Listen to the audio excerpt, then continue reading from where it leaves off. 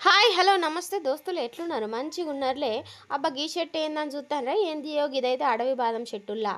ఈ అడవి బాదంలా పుష్కలంగా కాల్షియం అయితే దొరుకుతుంది రెండో. ఎవరైతే కాల్షియం తక్కువ ఉన్నదో గాళ్ళు మందులు మింగుడు బంద్ చేసి గీ పండ్లను అయితే మంచిగా తినుండ్రి.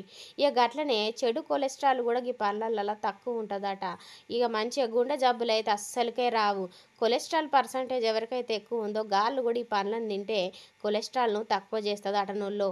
ఇది చర్మానికి కూడా మంచిదట. గందుకైతే మీరు తినాల్సిందే మనం అందంగా కనబడాలంటే.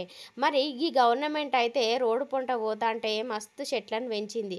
ఇక ఇవి రోడ్డు మీద ఉన్నాయి కాబట్టి వీటికి విలువ లేదని మనం అనుకుంటున్నాం కానీ వీటిలో పుష్కలంగా ప్రోటీన్స్ అయితే ఉన్నాయుల్లా.